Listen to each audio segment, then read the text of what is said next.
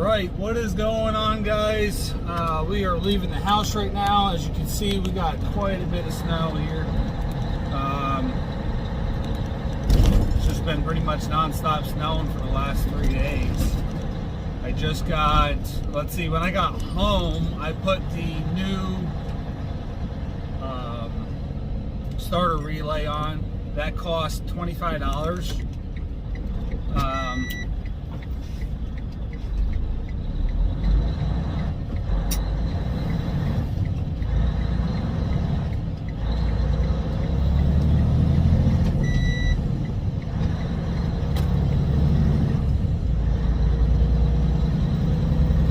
The new relay that cost $25 a piece. I got 2 of them because I'm not going to have that crap happen to me again. This one goes bad, I'll put the new one on, I'll go right to the dealership and buy a backup. It's just a huge pain in the butt, man. And now there's a sensor down by the clutch that I can I don't know if it's quite a sensor, but it's a sensor. It's connected into the sensor. So I can disconnect that sensor and I can loop it and be able to start the truck with just going underneath the hood and being able to fire it up. The problem with doing that is I like my cruise control. I know there's some guys out there, they don't really care about using cruise control. They don't use cruise control at all. I like my cruise control. It keeps me right on the speed that I want. Bottom line, I like it. So I'm not going to disconnect the sensor that's going to kick out my cruise control and not be able to use the cruise control all day. So that's why I end up taking the broom handle, the long broom handle. I stick it down on the clutch. The other thing I have to do is take a bungee cord. I have to bungee cord the key into the start position. That triggers the fuel pump or whatever it is that's actually kicking. You'll start hearing it click, click, click, click, click, click. If I don't hear that clicking, it's not going to work. So I have to use the bungee cord to hold it in the start position, not just the on position. I have to use it to get in the start position. Once in the start position, then I can cross those wires and be able to get it to start. But I thought my starter was actually getting ready to go out. It wasn't the starter, it was the relay losing connection from them wires getting all corroded and whatnot. So we ended up getting that replaced on Friday when I got home, or Thursday when I got home.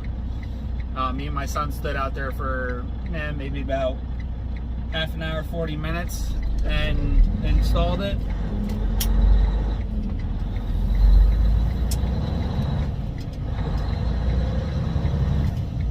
The next day,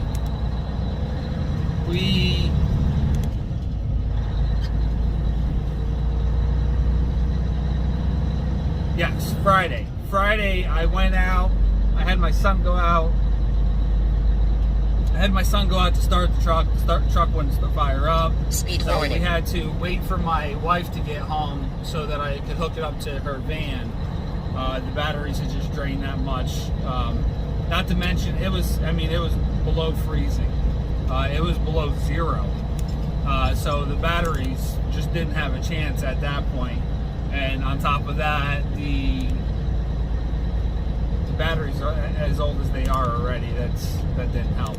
But the motor was so frozen that the oil and everything is so much thicker because of how cold it was. So it just made it that much harder for the motor to turn over. And then again, with the batteries being drained as much as they already are, I needed that little extra jump to get them going. Same thing with this morning. Same thing happened this morning. Didn't take long when we started the truck right up. I didn't have it plugged in or anything. Nothing ends up freezing on my truck for some reason. I'm sure most of it has to do with all the fuel and additives that they put in the fuel. I don't add any extra additives in my fuel for that reason. Being that I get all my fuel up here up north, it's already yellow as can be. I don't need any extra additives. I do have one bottle of 911 on the truck for that extreme case possibility that I need to thaw something immediately.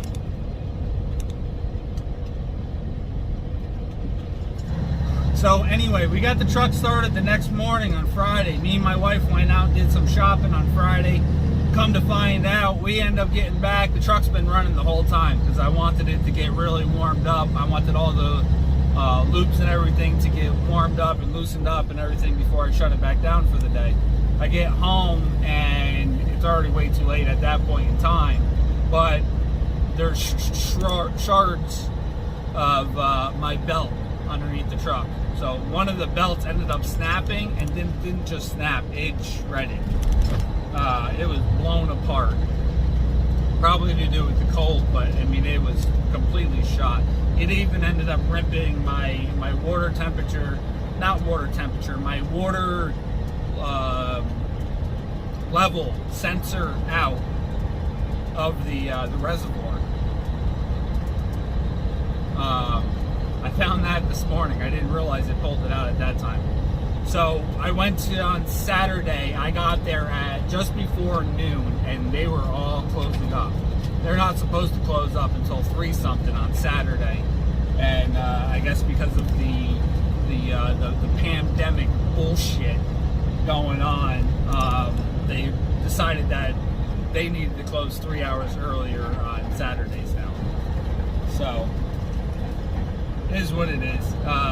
But the guy was nice enough. He ran back into the shop and had me walk back there with him, and he got the belt that I needed.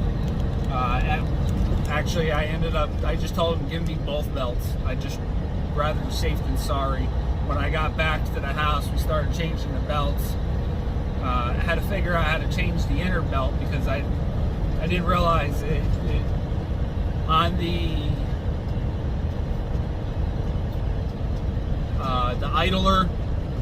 idle pulley. You have to press down on the idle pulley. It takes a 1/2-inch drive ratchet. On the inside one, you need a 6-inch extension to get into the inner one. And I couldn't see the damn hole, so I had to look it up. I found a video on YouTube of a guy replacing it, and I was like, son of a bitch, I just couldn't see it. But we got both belts changed. The one that was still on there had the outer edge was missing off of the belt, so I already had the brand new belt, so I just changed them both.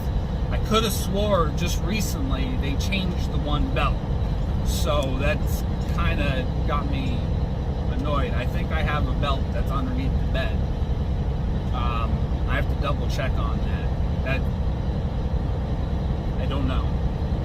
Regardless, I'm gonna go buy 2 more belts. The 2 belts cost $75. Like I said, those relays were $25 a piece. And then I also got, which I might have mentioned in the last video, I don't think I did though. I got, pull it out of the plastic real quick. I got a new push-pull valves for my brakes. So I gotta get that installed maybe sometime this week. I'm not really in a huge rush for it. It is what it is. But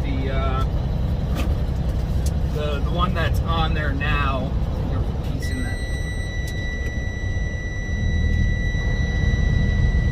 Nope. Oh, that sensor just fucking popped out. Son of a bitch. They're not going to be able to deal with that.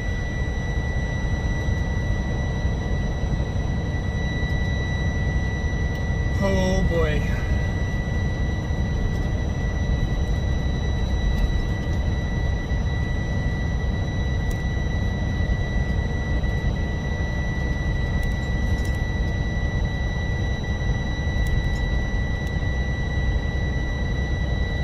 Hopefully it just popped out and I can push it back in there. Might have to put some tape or something on to stick it in there good. Damn belt. Right now it's telling me warning, high coolant temperature,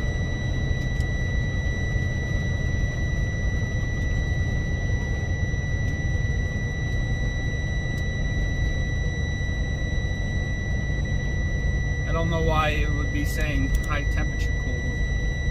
It just shut the truck off.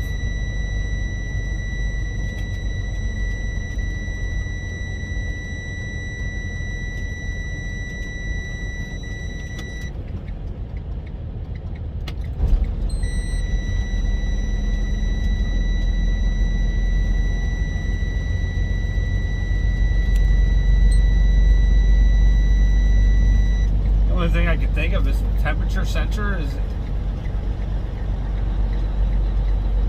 intertwined with that. Well, why would it be reading that I have an extreme temperature? I don't know. We're right here at the truck stop. I'll let you guys know how we make out. So we actually overheated.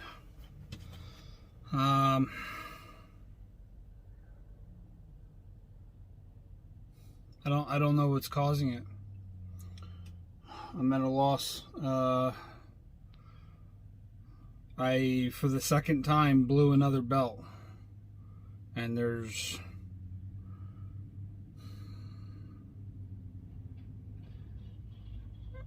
I have no clue. The belt is brand new.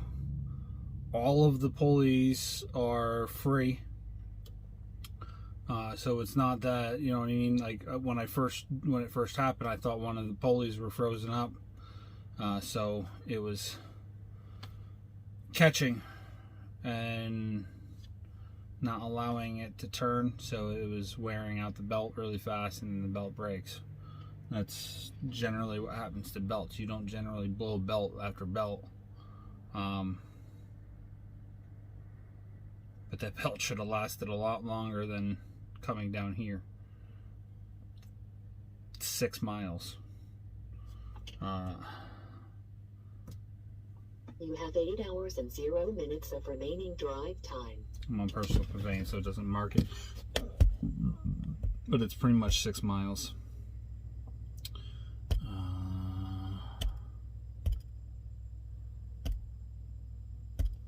Let's see what the GPS says. That's if it takes the same way. Proceed to the highlighted route. Does it take the same way? Oh yeah, it does. Okay, 11 miles. Yeah, it's 11 miles. Still, shouldn't be popping off that quick. So right now I'm trying to untangle it from the shaft that's for the fan. The other belt is still there, like it was last time, but I think even it has a little wear to it. So I'm gonna have to loosen that one up and see if I can get it aligned a little bit better. But either way, I'm up shit's creek for today. I have to have the old lady come back and get me. I'm gonna leave the truck right here at the truck stop and back it into my trailer real quick. She's gonna have to come get me, and we're gonna have to go back to Syracuse to get the part.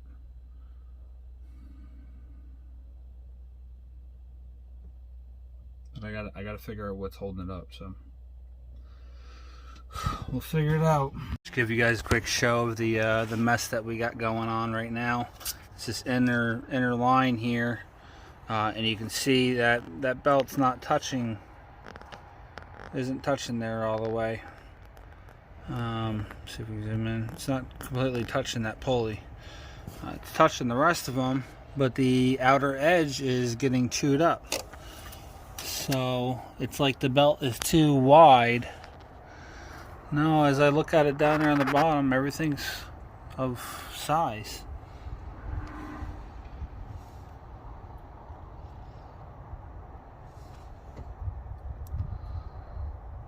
I really don't know. I can't see anything that the belt would be rubbing on. Obviously the main pulley turns. This pulley here turns. This pulley here turns. The pulley in the center. That one's still turning.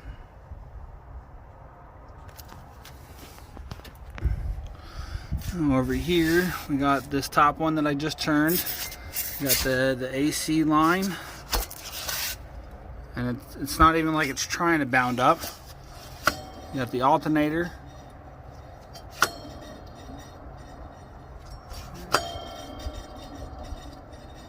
And you got this little pulley back here.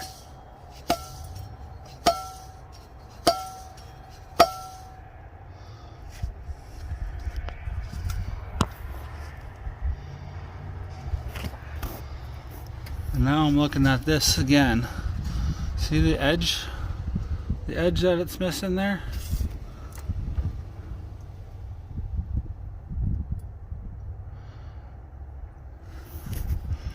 It's something to do with that idle.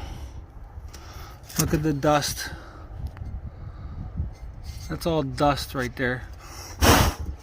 Can't really blow on it. Yeah, I just wiped it away with my hand. It's all dust in there. All belt dust. It's got something to do with the tensioner.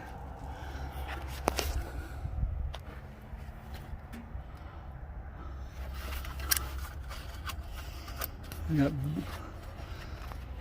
crap spun around the pulley there.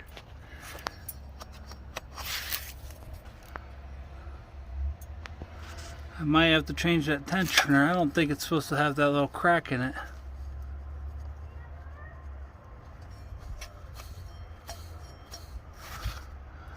Yeah, that seems a little tougher to spin. So I'm gonna try to clean that out really good, and we'll go from there. See if it spins any better once I get the fur out from underneath it. I might have to just replace that tensioner, unfortunately. I really don't want to just keep buying belt after belt and end up with the same shit. I'll let you know how we make out. Alright, so I was right. They did recently change the belt. I think they changed both belts, because I think I got more than one belt here. I just took the zip tie off.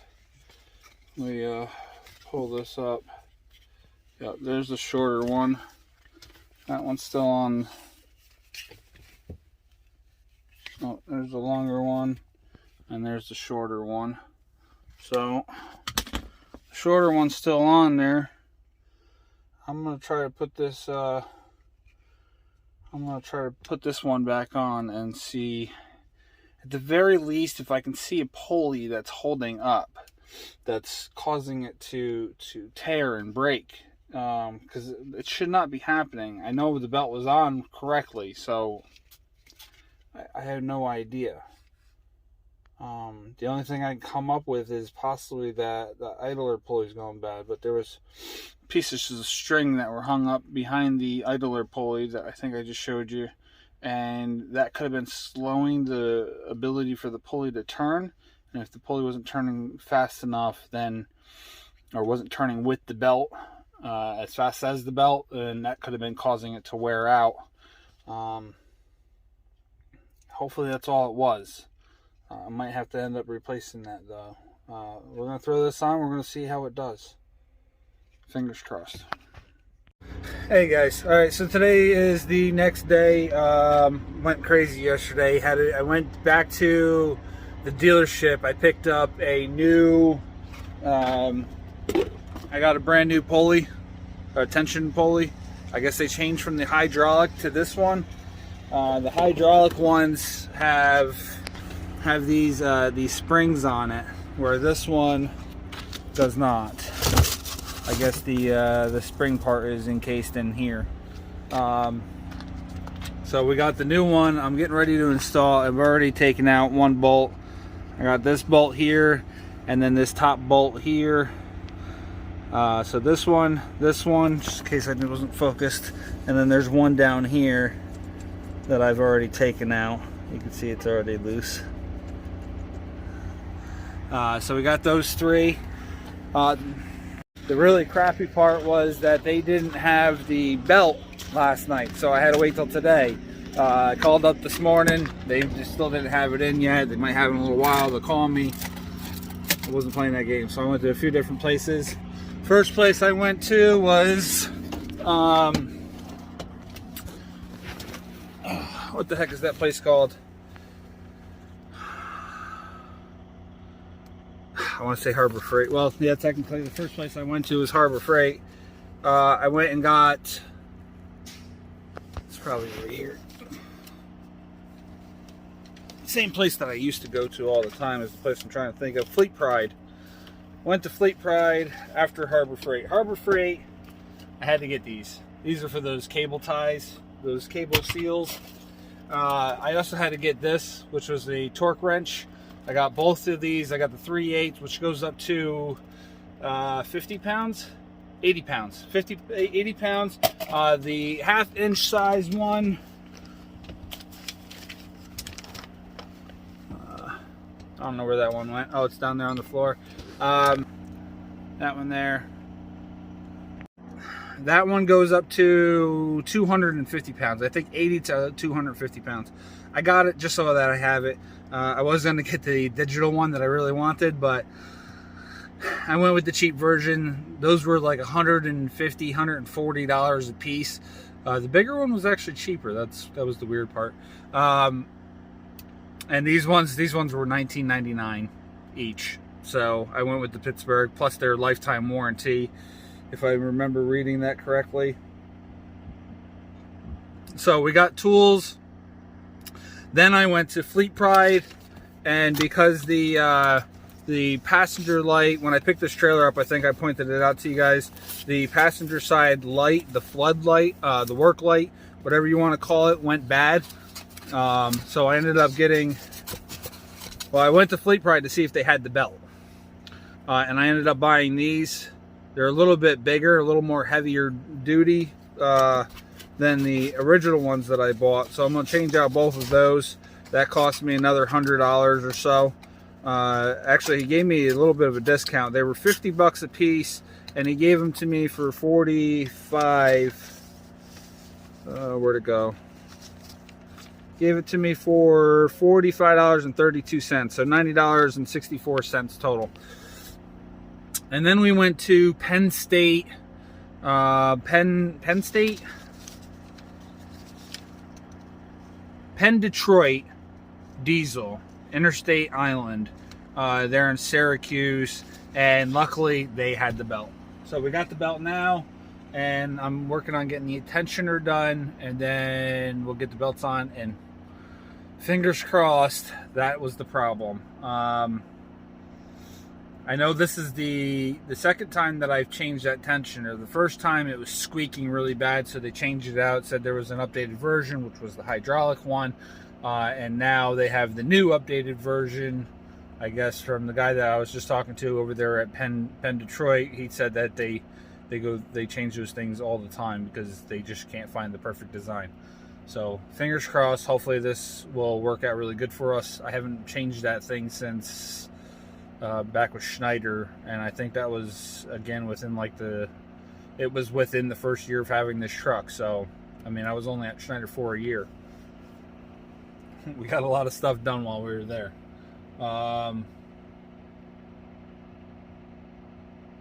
Yeah, so that was I think I described that yesterday. That was the beeping that started happening just before we got here yesterday. Because that belt broke off, that belt also doesn't only control the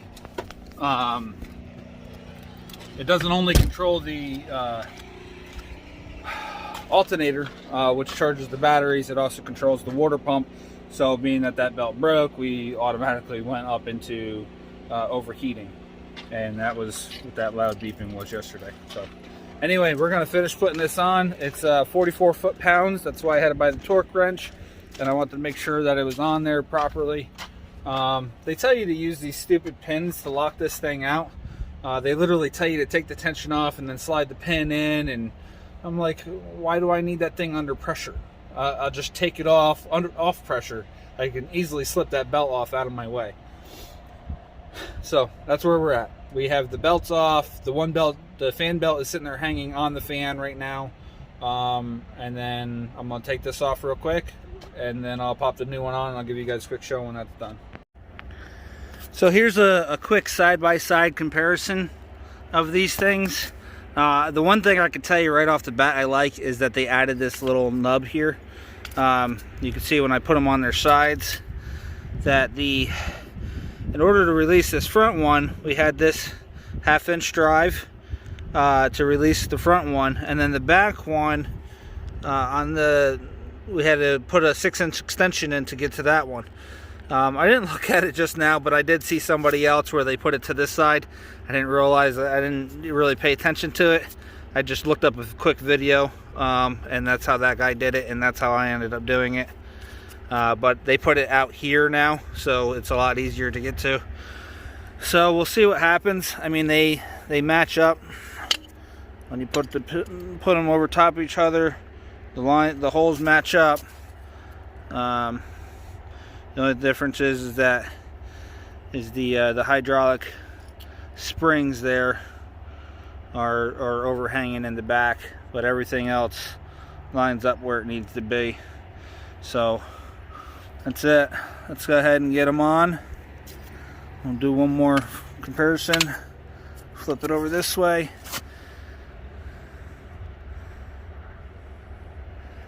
And we'll even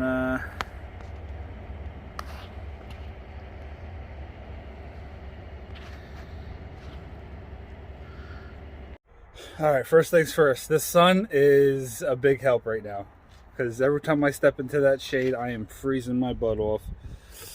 Torque wrench worked out really good. I can't say that I'm a big fan of this design. At first I was.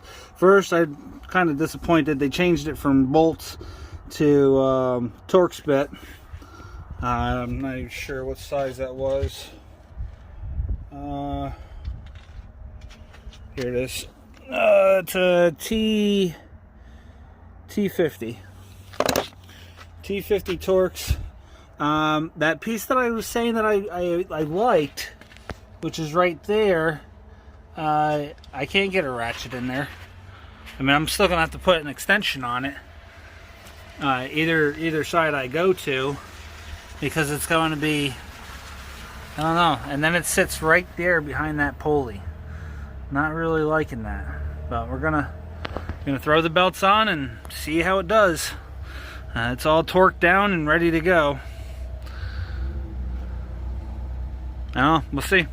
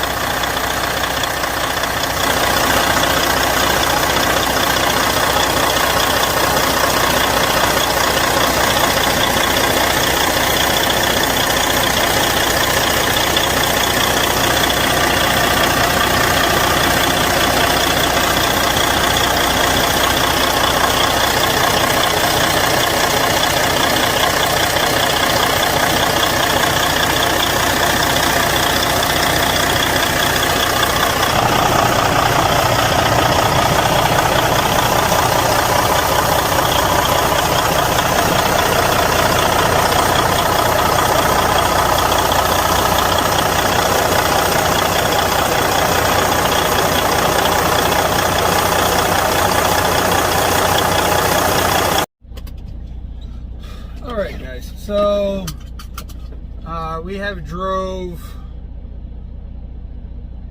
130 miles on the new belts and on the new tensioner. Let's go to red. And so far everything is great. We have no issues. I stopped halfway here. Well, actually I stopped in the first 10 miles or so. The belts looked perfectly fine. I stopped again about 45 minutes after that, 45 miles ish, somewhere around 45 miles. And again, the belts were still fine. Nothing wrong with it, everything, there wasn't no chafing or anything like that. And then I drove the other 60 or 70 miles to where I'm at now, and again, everything is fine. So it looks like putting that new tensioner on there solved our problems. So we're gonna call this good, and if we have any other troubles in the future, I'll let you guys know. So that's it for now. Thanks for watching, guys. Stay safe, and we'll see you in the next video, which is going to start in a second.